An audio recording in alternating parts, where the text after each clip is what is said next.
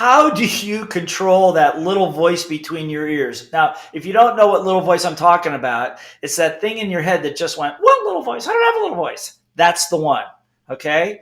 That little voice is the bearer of bad news, good news, indifferent news, inaccurate news, and it can swing your mood from ecstatic one moment to depressed in the next.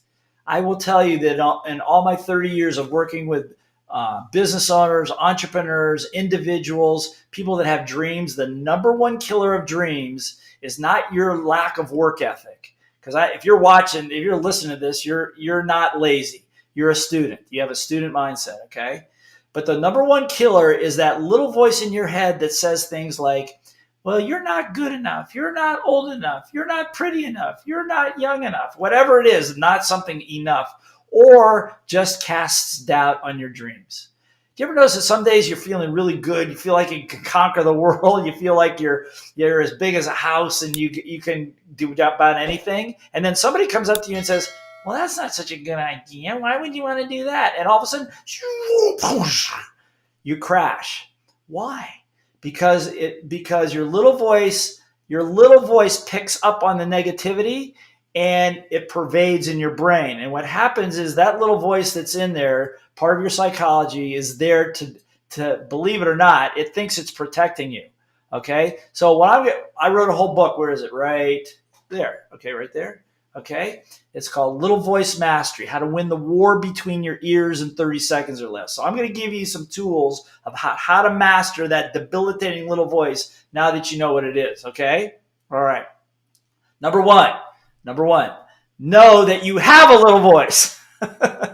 Some people go, no, I don't have a little voice. I don't have a little voice. But that's their little voice saying they don't have a little voice. Okay? So again, know that you got one, and every human being has one. And there's all kinds of evolutionary reasons why we have that negative dialogue in our brain and a lot of science behind it. I'm not going to go into that right now, but just know, number one, you have one. And this is the most important thing to remember.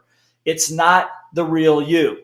That little voice is not the real you, okay? So first thing is to recognize I got one, and to be able to say, oh, that's my little voice talking, and to understand it's not the real you. The real you is much more expansive. It has great possibilities. It can achieve a lot of things, but the little voice is not the real you. So number one is to know that you got one, okay? That's the most part. I will tell you that 85% of most people walking around out there have no clue that they believe all that chatter that's going on in their brain. So one day they're great, one day they're terrible. They're like ping pong balls in their own head. That's why I call it the war between your ears, okay? So that's step number one, is to know that you got one, okay? The second thing about it is to understand that your results are a function of your behaviors, right? So if you want to be in better physical shape, you want to be rich, you're going to have to do certain things, have certain behaviors that'll get you there. Everybody gets that. But what affects your behaviors is something called your mindset or your attitude. Okay, your mindset or your attitude. This is where the little voice comes in. Okay, so one day you have an attitude, I can conquer anything. I'm never going to quit. I got this. But then, because of circumstances, having a bad day, maybe you didn't get enough to eat or sleep last night, not enough food today, all of a sudden you're feeling negative about everything. You decide you want to write a book, because you really want to share something with the world. And then you keep procrastinating until finally you sit down at the keyboard to write your book. And then your little voice goes, yeah, but who's going to want to read it anyway? You haven't done that much. You're not that much of a superstar. All that stuff. You see what I'm saying? So to understand that attitude, that mindset is what you need to work on. We need to work on that. Now, there's some techniques I'm going to share with you before this podcast is over. In the book, there are over 21 techniques that you can use in a couple of seconds that will turn that attitude around almost instantly. That's why I say how to win the war between your ears in 30 seconds or less, okay? But before we go into that, to understand that we all have conditioning. We all have conditioning. Where we grew up, our parents, people around us, our relatives, whether we grew up with wealth, whether we grew up in poverty, we grew up middle class, what country, all that stuff is part of who we are. And we can even say that we have in our DNA not only who we are in this life, but for centuries, as part of who we are. You cannot change that. You cannot change that. But by the same token, you cannot use it as an excuse either. Because now you know that when that stuff comes up, some of those thoughts in your head are not necessarily you. Could be your parents' words, could be your grandparents' words, could be the media, could be the government, could be other friends, could be old experiences. All that stuff is what fuels that little voice, okay? So now you understand it. I give you a little technique. I wasn't going to do this, but wherever you're sitting, put your hand out with your palm up in front of you, and pretend with the other hand, put 2 fingers in the palm of your hand like somebody's standing there. Pretend that's like your little voice. And when that little voice is just chirping too loud and giving you all kinds of grief and debilitating you, you just look at it and you just take the other hand and just go, stop, just smack it. Stop, stop, stop. Okay. Now, don't do that in public. People think you're a little crazy. But what we know from neurolinguistic programming, that's a little bit of a pattern interrupt that will stop that little voice from taking over the game, okay? Because at the bottom, because below your attitude, what causes your attitude is something we call your self-esteem, your self-concept, your self-image, who you think you are. And one of my great coaches told me that your results in life, in sports, in business, in health, will never, listen to me closely, your results will never be greater than your self-concept, than your image or your vision of yourself. Now, who controls that? Your little voice and you. So that's where the war is fought. And my coach told me, he says, you work with the greatest athletes in the world, and great physical specimens could not win. Why? Because they had a thought in their brain, well, I'm not good enough. I'm not experienced enough. Later, when I get more experience, it'll be better. And later never happens, because if you keep telling yourself later, it's always later, because that's the conditioned belief and the conditioned thought, okay? So I'm going to give you a couple techniques to work on your self-concept and your self-image, what to do in the instant that your little voice is debilitating, okay? Number 1, there's 3 of them. Number 1, celebrate all your wins. Celebrate all your wins. What do I mean? You get a win. Somebody comes up to you and says, my goodness, you look great today. You say, thank you. You walk away and you just go, yes. You don't need to say it out loud, but celebrate that. Feel good about it. Somebody says, you look great today. And you go, yeah, well, you're just trying to be nice to me. That's all that is. You're just trying to be nice to me. Don't do that. When that little voice says it, you say, stop, and say, thank you. Anchor it. Maybe even take a fist. Make a fist. Just pull it in and say, yes. Okay? One thing you'll notice if you ever watch great athletes out on a playing field, anytime they do anything positive, they'll celebrate the win. They'll high five each other. They'll fist pump. They'll do something. Why? Because they are keyed to peak performance results. That's why. And they know instinctively if they keep celebrating those wins, it builds momentum. And after a while, you don't even need to celebrate them that much, because it becomes an automatic part of you. Your brain is very elastic.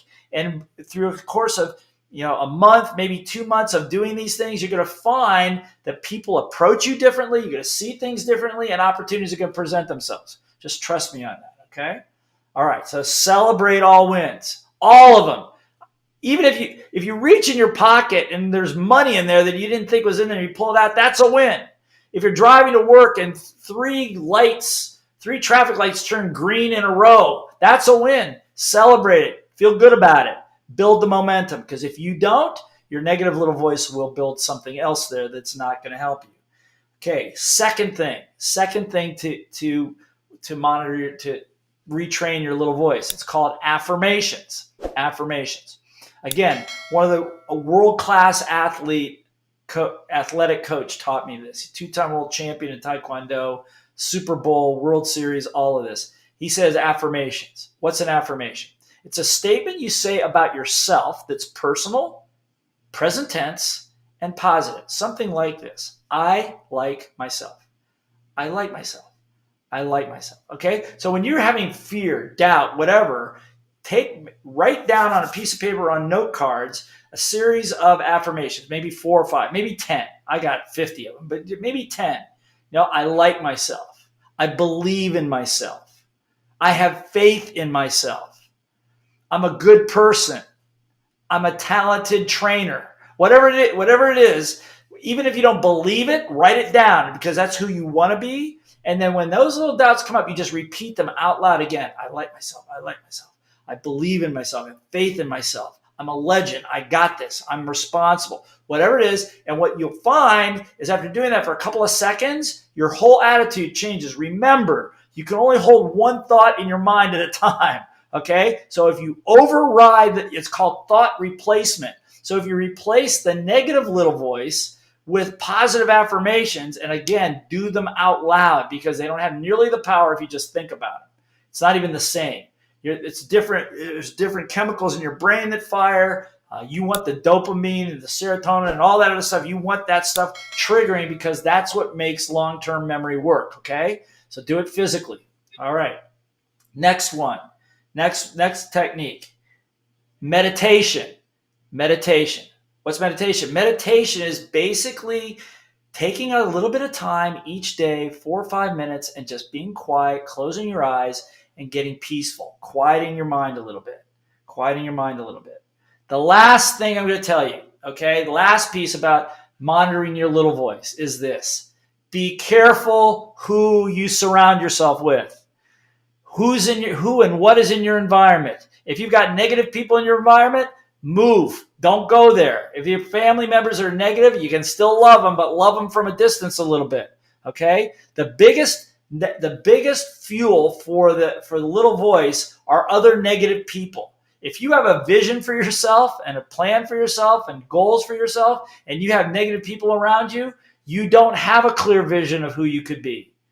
So again, you can be kind, you don't have to be brutal, but you have to be very, very careful who you surround yourself with. Surround yourself with people that are positive, that push you up, that don't not necessarily just treat you nice all the time, but tell you the truth. And you'll be on your way to mastering your little voice. The things I gave you right now, if you just do these things each day for a couple of weeks, you're going to automatically, I promise you, you'll see a difference in the things that show up around you. And I guarantee you they're going to be positive. Be awesome and master your little voice.